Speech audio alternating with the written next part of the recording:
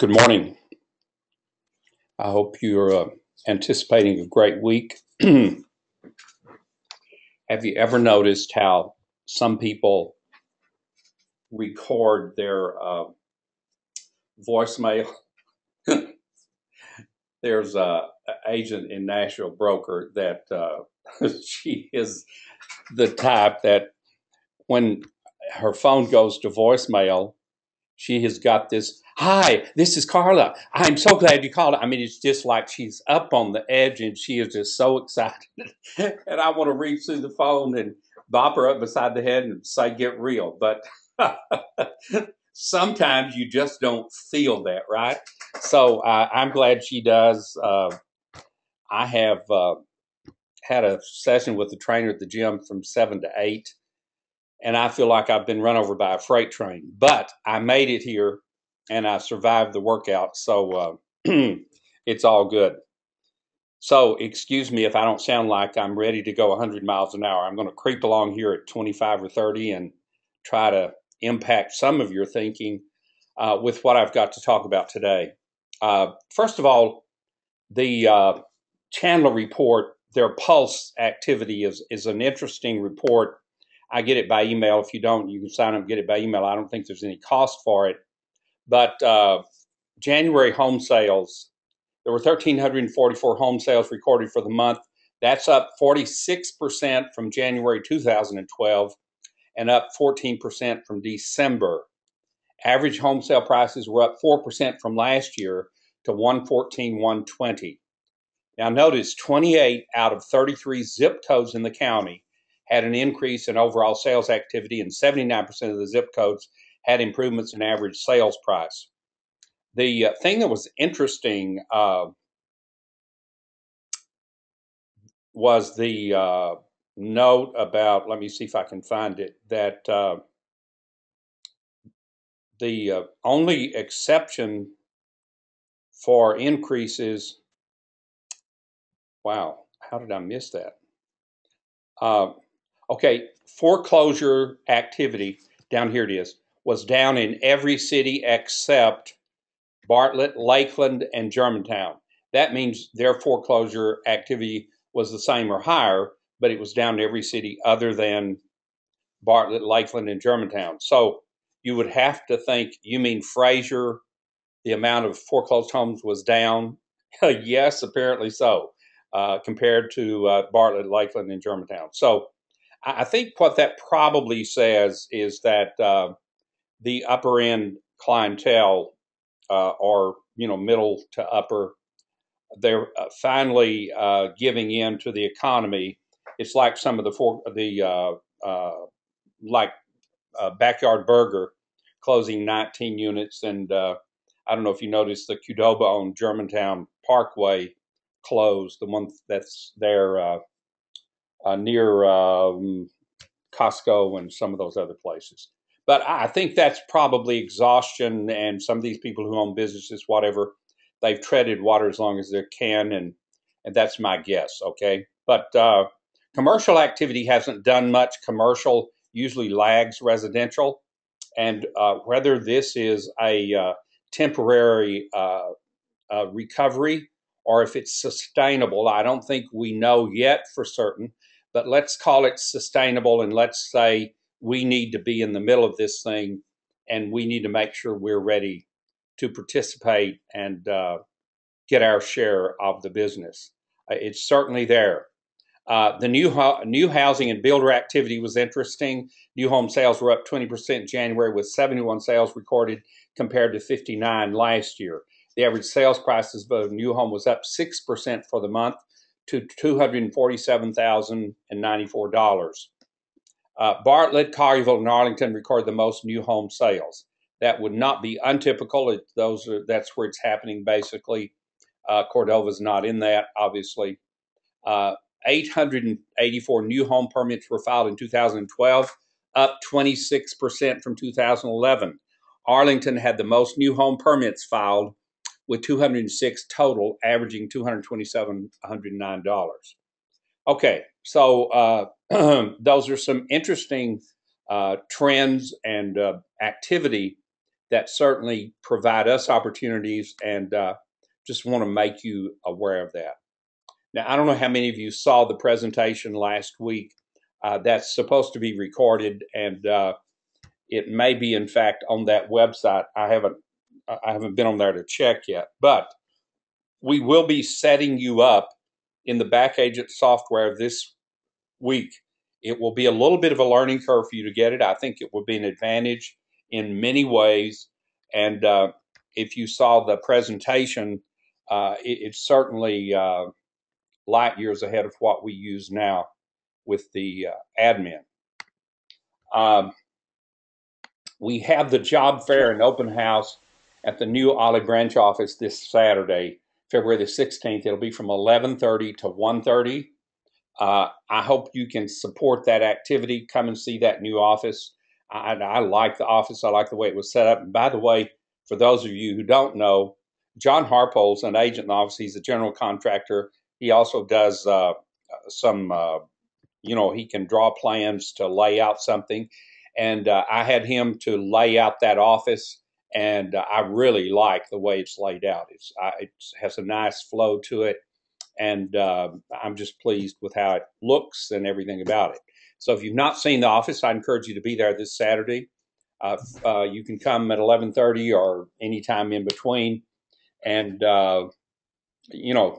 participate in that. One of the things we want to do is involve new agents in that process. If there's someone outside of our office who might be interested in just coming and attending for the open house, they'll also get some information in the job fair that I think can be very helpful to them. Elaine Muhammad will be doing a presentation on the Walmart location and the opportunities there.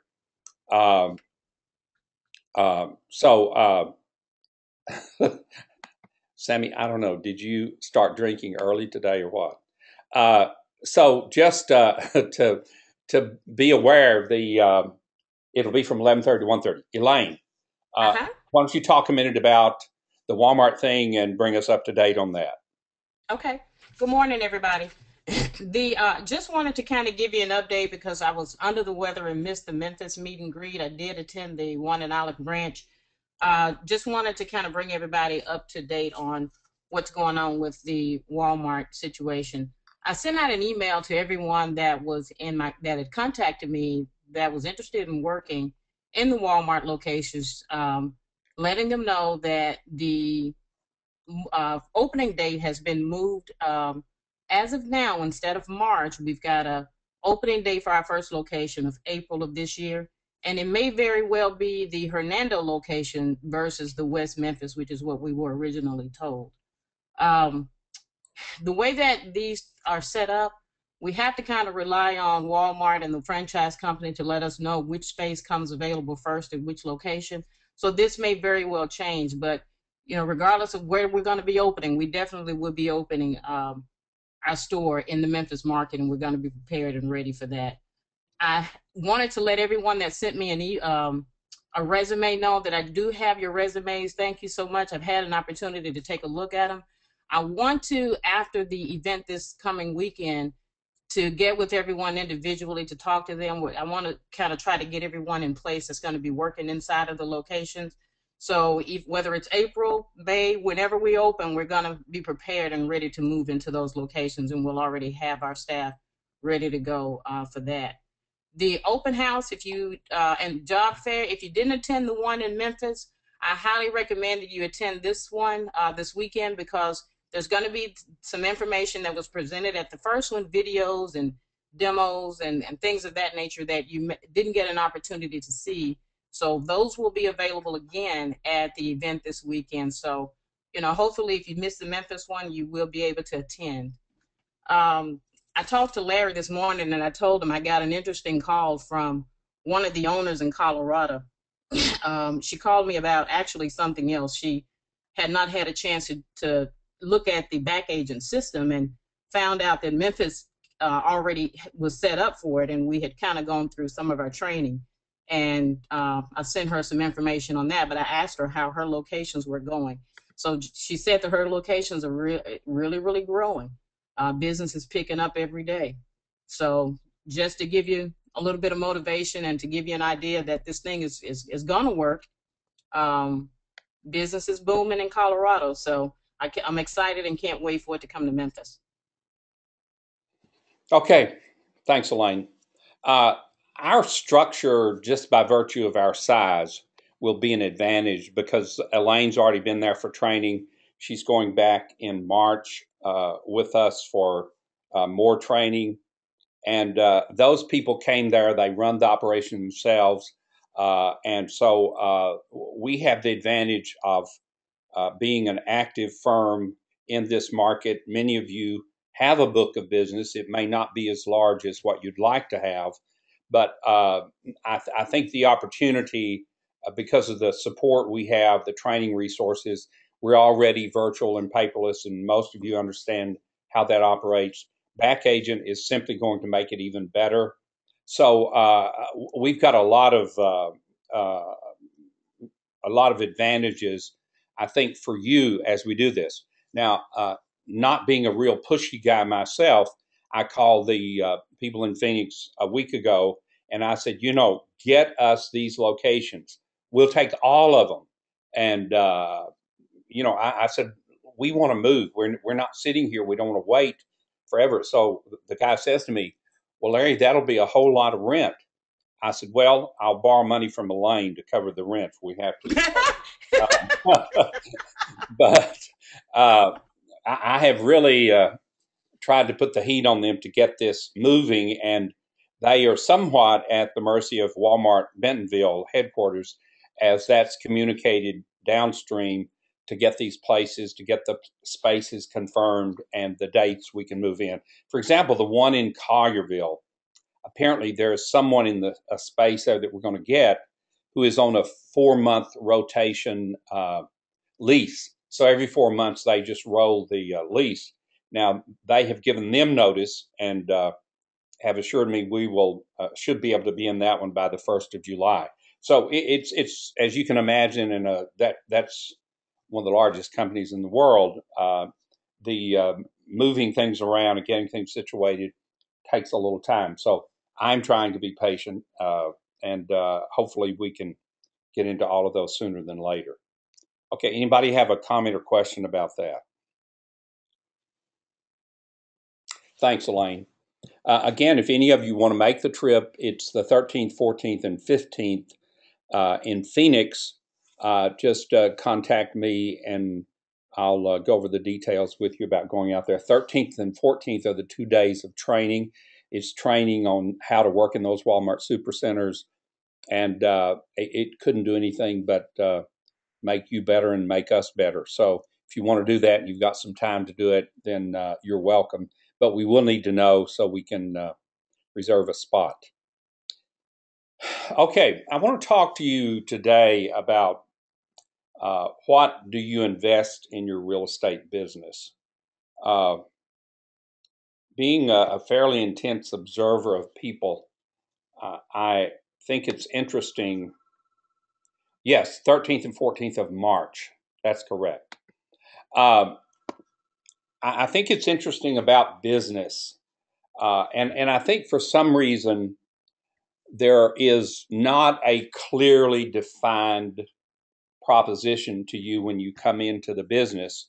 You go to work in the traditional sense under a broker, and it's like you are dependent on that broker to kind of give you guidance and help you understand what to do next and how to do it. And I mean no ill will, but most of the real estate brokers I know uh, have never built a chicken coop, and I sure don't want them telling me how to build a chicken coop. And I mean no ill with that. But if they're not equipped to help you learn how to build a business, I mean, they can't read a book and tell you from reading a book. They should be doing it and should be able to help you understand. One of the things, folks, that I think we miss, and I wrote this a paper, and I found it in some files that I named a common sense thesis for real estate. And part of that was that it is not a business that rewards you by just being a parrot and listening to somebody else. You have got to take an idea and put that idea in effect and build a business. Now, why do so few do that? I think it's because they don't have anyone to tap on how to. Maybe they come into the business and maybe their husband is a business person, or maybe they have a history with their family of understanding business and they've learned business like that, or remote possibility, maybe they've studied business in school and have a business degree. But those are the exceptions and not the rule. So I want to talk a minute this morning about what do you invest in your real estate business. And I'm talking about more than money, but money is certainly a part of it. If I asked you on a questionnaire, how much time do you invest in your real estate business? Now, I just wonder how many of you would wrestle with how much time you actually do put in your real estate business. Uh, I don't know, but I think if you're going to build a business, there's something about the intensity of time commitment to build your business. And so I think it's critical that you understand what what the demands are from a time standpoint. And then if you are really going to build a business, you have got to dedicate yourself to building that business. And one of those components is time. Planning is the next part. Einstein said, if I had an hour to save the world, I would spend 59 minutes defining the problem. Now, folks, you get your real estate license, most of us do, and we are ready to trade every property in the market and add up all that commission in our mind and figure out how we're going to retire when 10 years later. But we don't take the time to define the challenge we've got in front of us and how we're going to meet that challenge and conquer that business opportunity. So you've got to take some time planning your business. If you don't plan, folks, you can hop around and do a little here and a little there, but you're at the mercy of whatever the market is. You're at the mercy of someone knocking on your door and say, I want to list my house or I want to buy a house. Can you help me? Now, I don't know how you build a business like that. If that works for you, you need to lecture us and tell all of us how it works. But the point is, you need to have a plan and you need to work your plan. Set goals, define your goals, determine how to achieve your goals. If you don't write it down somewhere, you're not going to really commit to it. But it's not only writing it down, it's saying, look, if I want to make $100,000 this year, how many $80,000 properties do I have to sell, getting one side of the commission to make $100,000? How many of those do I need to sell this week? How many do I need to sell this month?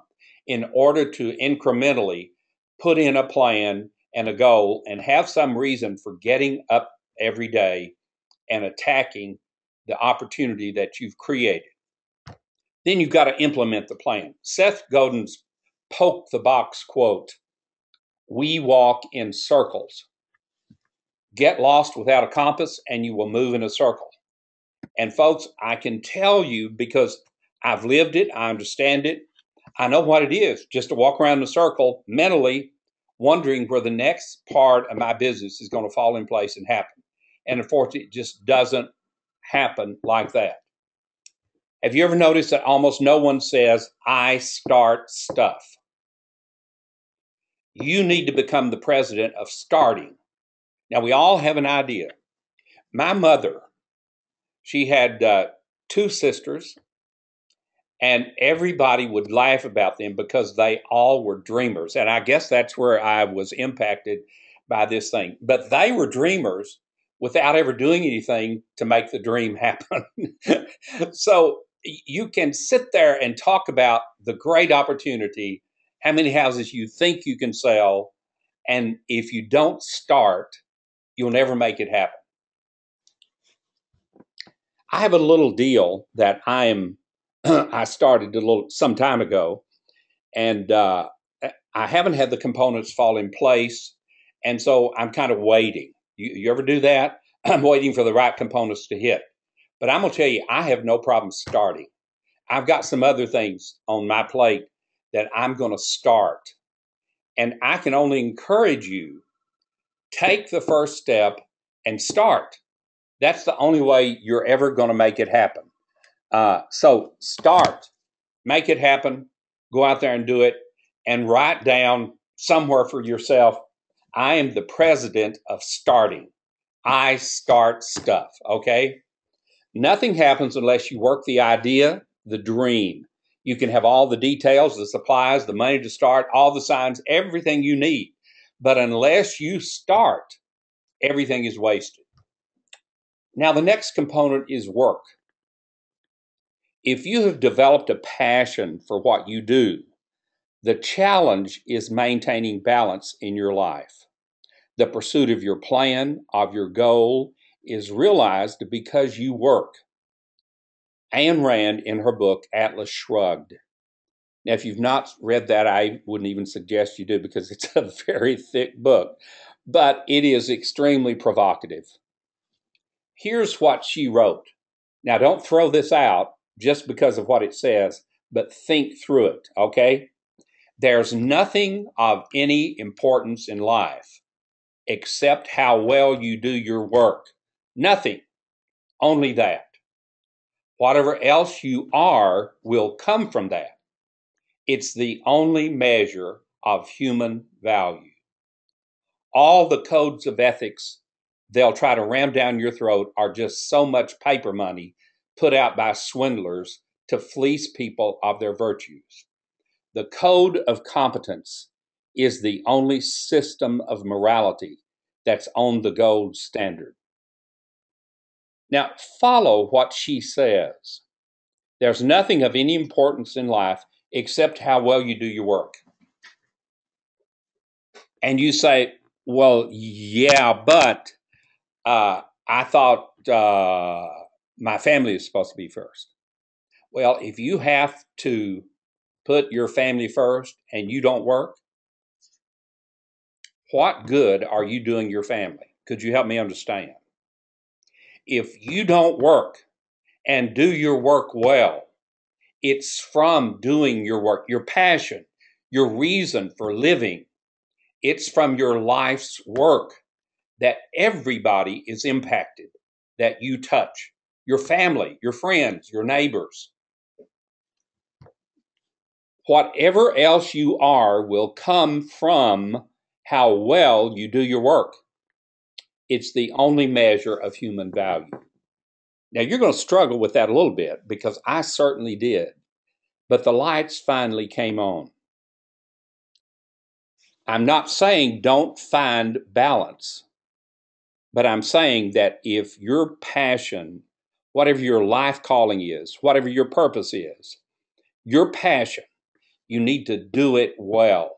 And as you do it well, that's how you will impact everyone else. I hope you get a little bit of that. Your work, your life's calling, your passion, whatever that is, do it well. And I really like this. The code of competence, how well you do your work, is the only system of morality that's on a gold standard. Okay, let's talk about the next thing. Money. I think it's interesting in real estate. I've observed a lot of agents who get their license, they pay their fees for whatever they're associated with, and then their business has no identity separate from that person. That person lives their lives. They have their ups, their downs. They sell a property. They might make 30,000 commission. Most of those people will blow it without any respect for what their business is.